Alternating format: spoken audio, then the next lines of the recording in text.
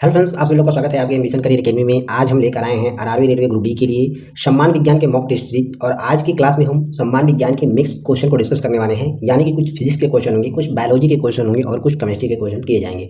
और आज का क्लास जो है कि 38वां होने जा रहा है। इससे पहले 1 से 37 तक क्लास हम कर चुके हैं। जिन लोगों ने अभी हमारा पिछला क्लास नहीं देखा है, आप हमारा जाकर इसी यूट्यूब चैनल पर प्लेलिस्ट चेक कर सकते हैं। शताब्दी एक्सप्रेस के नाम से होगा, आप वहाँ से 1 से लेकर 37 तक क्लास देख सकते हैं। तो चलिए फटाफट हम अपने क्वेश्चन की तरफ बढ़ते हैं। क्वेश्चन जो है काफ़ी इंटरेस्टिंग होने वाला है। और हाँ, आप ध्यान से सुनिए क्योंकि हम ये रिवीजन बैच है, तो इसलिए हम इसमें फास्ट चलेंगे। यानी कि 15 मिनट के अंदर ही टोटल हम 40 क्वेश्चन को डिस्कस करने वाले हैं। ठीक है, तो चलिए दिल और दिमाग थाम लीजिए। चलिए क्वेश्चन की तरफ बढ़ते हैं फटाफट। हम स्पीड हमारा थोड़ा तेज रहेगा, उससे आप घबराइएगा नहीं। इससे क्या होगा, एग्जाम हॉल में आपका स्पीड बढ़ जाएगा। तो चलिए, पहला हमारा यहाँ पर क्वेश्चन दिया है, प्रतिध्वनि का कारण क्या होता है। ए ऑप्शन दिया है ध्वनि का परावर्तन होता है, बी ऑप्शन दिया है ध्वनि का अपवर्तन होता है, सी ऑप्शन दिया हुआ है ध्वनि का अवशोषण होता है, डी ऑप्शन दिया है ध्वनि की चाल होता है। तो इसमें हमारा आंसर हो जाएगा प्रतिध्वनि का कारण जो है कि ध्वनि का परावर्तन होता है। आंसर हमारा इसमें ए ऑप्शन सही हो जाएगा। ठीक है, चलिए नेक्स्ट क्वेश्चन की तरफ बढ़ते हैं। झूला झूलते समय कोई व्यक्ति झूला पर खड़ा हो जाए तो उसका आवर्त काल क्या होगा। ए ऑप्शन दिया हुआ है बढ़ जाएगा, बी ऑप्शन दिया है घट जाएगा, सी ऑप्शन दिया है अपवर्तित रहेगा, डी ऑप्शन दिया है कोई नहीं, यानी कि कोई फर्क नहीं पड़ेगा।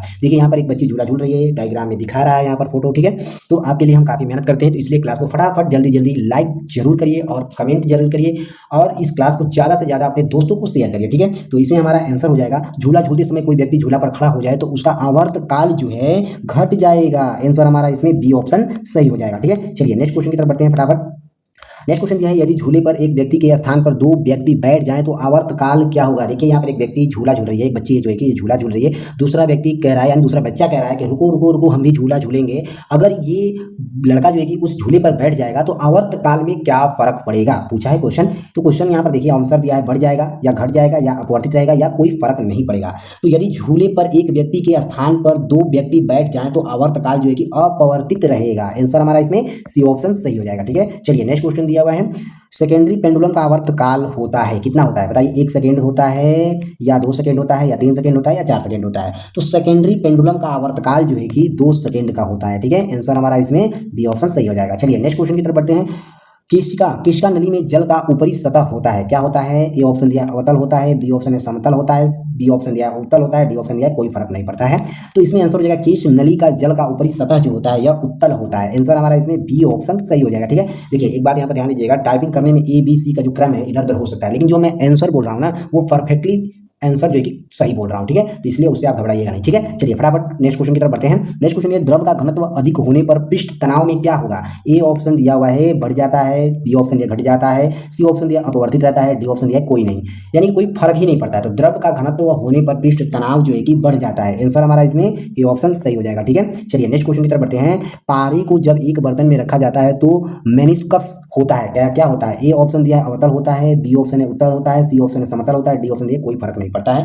तो पारे को जब एक बर्तन में रखा जाता है तो मेनिस्कस जो है कि यह उत्तल होता है। आंसर हमारा इसमें बी ऑप्शन सही हो जाएगा। देखिए यहाँ पर डायग्राम में दिखाया गया है। ठीक है, चलिए आप क्लास को जल्दी से जल्दी सब्सक्राइब कर लीजिए क्योंकि हम बहुत बहुत बहुत इसमें क्वेश्चन लेकर आने वाले हैं। यानी कि कम से कम ग्रुप डी का तो देख लीजिए, अभी कंफर्म नहीं हुआ है कब तक डेट आने वाला है। कंफर्म डेट तो आ ही चुका है, लेकिन मतलब पेपर कब से कब तक चलेगा तो उसमें उसके अनुसार हम इसमें बहुत सारे क्वेश्चन को डिस्कस करने वाले हैं। ठीक है, 15 मिनट में हम 40 क्वेश्चन करेंगे, यानी कि कम से कम 200-300 क्लास हम लेकर आने वाले हैं। ठीक है, तो इस हिसाब से जोड़ लीजिए कि कितना मतलब कि हम क्वेश्चन करने वाले हैं। तो चलिए नेक्स्ट क्वेश्चन की तरफ बढ़ते हैं। ऊंचाई बढ़ने से वायुमंडल दाब क्या होता है। ए आंसर दिया स्थिर रहता है, बी ऑप्शन है घटता है, सी ऑप्शन दिया बढ़ता है, डी ऑप्शन दिया कोई प्रभाव नहीं पड़ता है। तो इसमें हमारा आंसर हो जाएगा ऊंचाई बढ़ने से वायुमंडलीय दाब जो होता है घट जाता है। आंसर हमारा इसमें बी ऑप्शन सही हो जाएगा। ठीक है, ध्यान दीजिएगा। चलिए नेक्स्ट क्वेश्चन दिया बराबर कितना होता है। ए ऑप्शन दिया हुआ है 10 की घात -5 पास्कल होगा, यहाँ पर -5 पास्कल के बराबर होता है। बी ऑप्शन दिया हुआ है 10 की घात 7 पास्कल के बराबर होता है। सी ऑप्शन दिया हुआ है 10 की घात जो है कि सिर्फ यहाँ पर 5 होगा। ठीक है, यहाँ पर 5 पास्कल के बराबर होगा। और डी ऑप्शन दिया हुआ है 10 की घात 2 पास्कल के बराबर होगा। तो यहाँ पर आंसर हो जाएगा हमारा एक बार बराबर जो है कि 10 की घात 5 पास्कल के बराबर होता है। ठीक है, यहाँ पर आंसर हमारा इसमें सी ऑप्शन सही हो जाएगा। ठीक है, ध्यान दीजिएगा, माइनस वाला नहीं होगा, यानी कि 10 की घात 5 पास्कल के बराबर हो जाएगा। ठीक है, चलिए फटाफट नेक्स्ट क्वेश्चन की तरफ बढ़ते हैं। किसी वस्तु का भार अधिकतम होता है कहाँ पर। ए ऑप्शन है जल में, बी ऑप्शन है वायु में, सी ऑप्शन है निर्वात में, डी ऑप्शन है कोई भी नहीं। तो यहाँ पर आंसर हो जाएगा किसी वस्तु का भार अधिकतम जो है कि निर्वात में होता होता है, सी ऑप्शन सही हो जाएगा। चलिए नेक्स्ट क्वेश्चन की तरफ बढ़ते हैं। पृथ्वी की अपेक्षा चंद्रमा का द्रव्यमान लगभग कितना होता है? ए ऑप्शन दिया हुआ है 1/4 होता है, बी ऑप्शन दिया 1/81 होता है, सी ऑप्शन दिया 1/100 होता है, डी ऑप्शन दिया 1/1000 होता है। तो पृथ्वी की अपेक्षा चंद्रमा का द्रव्यमान लगभग 1/81 भाग होता है। आंसर हमारा इसमें बी ऑप्शन सही हो जाएगा। चलिए नेक्स्ट क्वेश्चन की तरफ बढ़ते हैं। भू अस्थायी उपग्रह पृथ्वी के चारों ओर चक्कर लगाता है, कितने घंटे का चक्कर लगाता है पूछा है? 12 घंटे में, 24 घंटे में, 36 घंटे में, 48 घंटे में। तो यहाँ पर आंसर हो जाएगा हमारा भू अस्थायी उपग्रह पृथ्वी के चारों ओर जो है कि 24 घंटों में चक्कर लगाता है। आंसर हमारा इसमें बी ऑप्शन सही हो जाएगा। चलिए नेक्स्ट क्वेश्चन की तरफ बढ़ते हैं। पृथ्वी पर वायुमंडल दाब का कारण क्या है? बताइए फटाफट। पृथ्वी पर वायुमंडलीय दाब का कारण क्या है?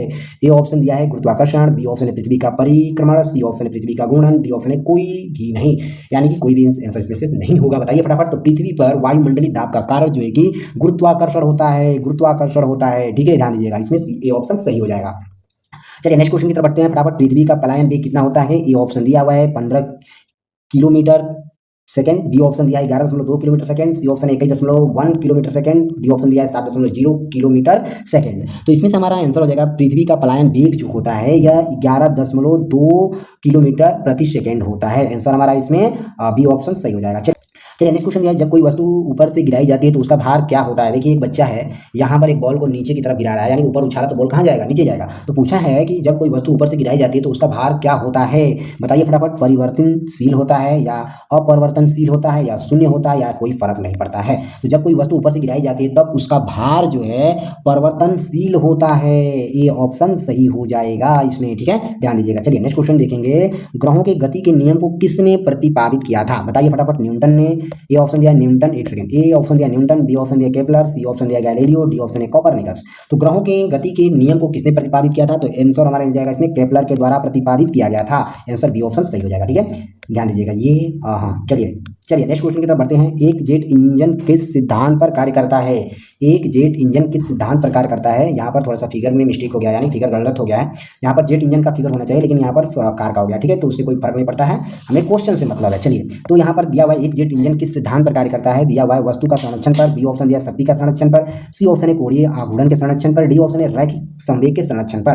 तो इसमें से हमारा आंसर हो जाएगा एक जेट इंजन जो है यह रैखिक संवेग के संरक्षण पर कार्य करता है। ठीक है, डी ऑप्शन सही हो जाएगा। ठीक है, चलिए नेक्स्ट क्वेश्चन की तरफ बढ़ते हैं फटाफट। एक गेंद को क्षैतिज से कितने कोण पर फेंकने पर अधिकतम क्षैतिज दूरी तय करेगी?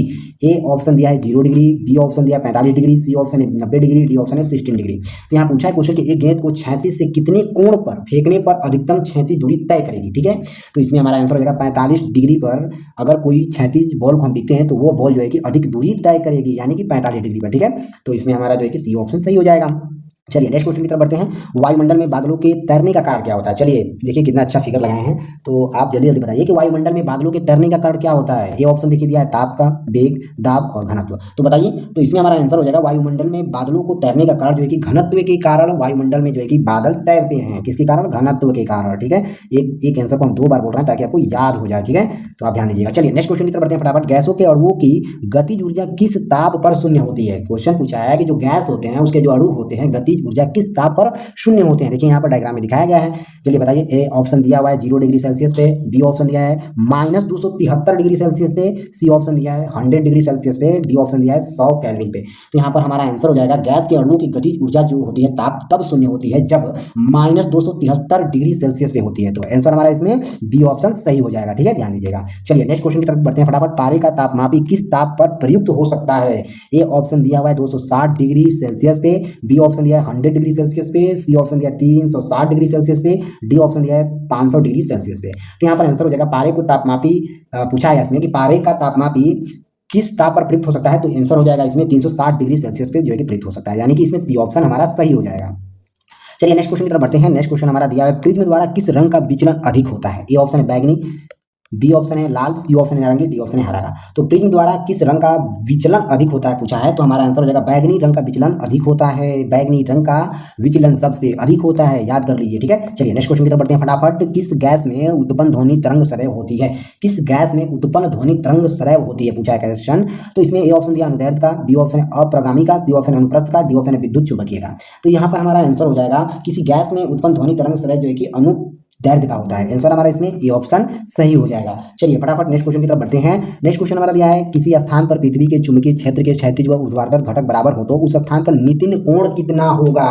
क्वेश्चन पूछा है कितना कोण का नितिन कोण बनेगा। ए ऑप्शन दिया हुआ है हमारा 0 का, बी ऑप्शन दिया है 30 डिग्री का, सी ऑप्शन है 45 डिग्री का, डी ऑप्शन है 60 डिग्री का। तो इसमें हमारा आंसर हो जाएगा किसी स्थान पर पृथ्वी के चुंबकीय क्षेत्र के क्षैतिज व ऊर्ध्वाधर घटक बराबर हो तो उस स्थान पर जो है कि 45 डिग्री का कोण बनेगा। कितने डिग्री का? 45 डिग्री का। ठीक है, ध्यान दीजिएगा। आंसर हमारा इसमें सी ऑप्शन सही हो जाएगा। ठीक है, चलिए नेक्स्ट क्वेश्चन की तरफ बढ़ते हैं। नेक्स्ट क्वेश्चन हमारा दिया है द्रव्य तरंग की तरंग दैर्ध्य निर्भर नहीं करती है। किस पर नहीं निर्भर करती है? ए ऑप्शन दिया है संवेग पर, बी ऑप्शन है चाल पर, सी ऑप्शन है द्रव्यमान पर, डी ऑप्शन दिया है आवेश पर। क्वेश्चन क्या पूछा है कि द्रव्य तरंग की तरंग दैर्ध्य किस पर निर्भर नहीं करती है।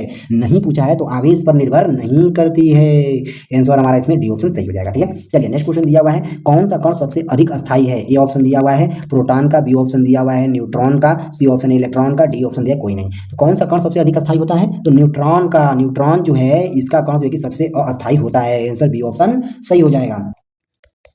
चलिए नेक्स्ट क्वेश्चन दिया है एंगस्ट्रॉम क्या मापता है। ए ऑप्शन दिया है द्रव्य की मात्रा को मापता है, बी ऑप्शन दिया है प्रकाश तरंग मापता है, सी ऑप्शन दिया है केबल की लंबाई मापता है, डी ऑप्शन दिया है जहाज की गति मापता है। तो एंगस्ट्रॉम जो है यह प्रकाश की तरंग दैर्ध्य को मापता है। आंसर हमारा इसमें बी ऑप्शन सही हो जाएगा।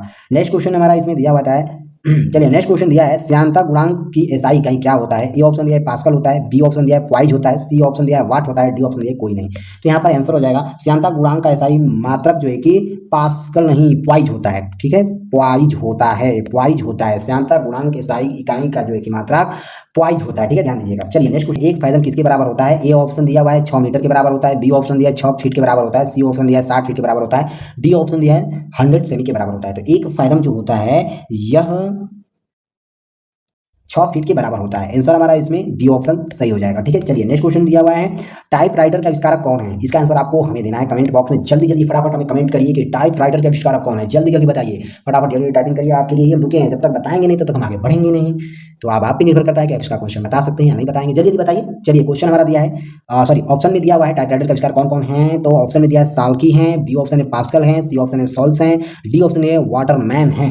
तो इसमें हमारा आंसर हो जाएगा टाइपराइटर का आविष्कारक जो है कि सोल्स है। आंसर हमारा इसमें सी ऑप्शन सही हो जाएगा। चलिए नेक्स्ट क्वेश्चन दिया हुआ है जेट इंजन किस सिद्धांत पर कार्य करता है। ए ऑप्शन दिया हुआ है हमारा द्रव्यमान संरक्षण का, बी ऑप्शन है ऊर्जा संरक्षण का, सी ऑप्शन रैखिक संवेग संरक्षण का, डी ऑप्शन है कोणीय संवेग संरक्षण का। तो यहाँ पर आंसर हो जाएगा जेट इंजन किस सिद्धांत पर कार्य करता है पूछा है, तो हमारा आंसर हो जाएगा ये रैखिक संवेग संरक्षण पर कार्य करता है। आंसर हमारा इसमें सी ऑप्शन सही हो जाएगा। ठीक है, चलिए नेक्स्ट क्वेश्चन दिया हुआ है मान का दाब क्या होता है। ए ऑप्शन दिया है पारे का 760 सेमी होता है, बी ऑप्शन दिया है पारे का 70 मिमी होता है, डी ऑप्शन दिया है वायुमंडलीय दाब होता है, डी ऑप्शन दिया है 1.2 वायुमंडलीय दाब होता है। तो यहाँ पर आंसर हो जाएगा मान का दाब जो है कि पारे का 70 मिमी होता है। आंसर हमारा इसमें बी ऑप्शन सही हो जाएगा। क्वेश्चन देखेंगे मैनोमीटर के द्वारा क्या मापा जाता है। ए ऑप्शन दिया है वायु दाब मापा जाता है, बी ऑप्शन दिया गैसों का दाब मापा जाता है, सी ऑप्शन दिया द्रव्यों का घनत्व मापा जाता है, डी ऑप्शन दिया सतह पर तेल का दबाव मापा जाता है।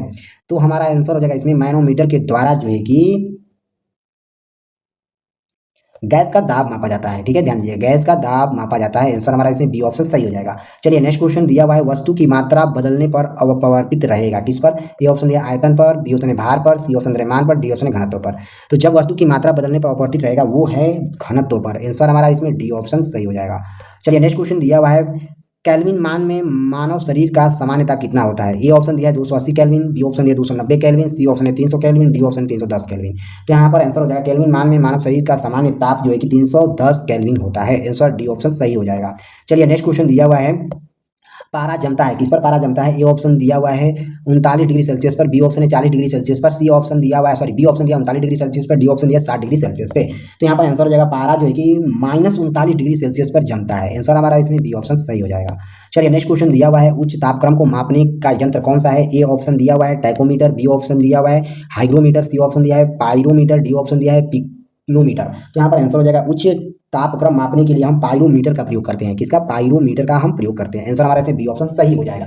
तो चलिए फ्रेंड्स मिलते हैं अगले लेक्चर में, तब तक के लिए जय हिंद जय भारत। आपको नेक्स्ट क्लास देखने के लिए प्लीज हमारे क्लास को ज़्यादा से ज़्यादा सब्सक्राइब कर लीजिए, ज़्यादा से ज़्यादा ग्रुप में शेयर कर दीजिए। तो चलिए मिलते हैं अगले लेक्चर में, तब तक के लिए जय हिंद जय भारत। आपका धन्यवाद।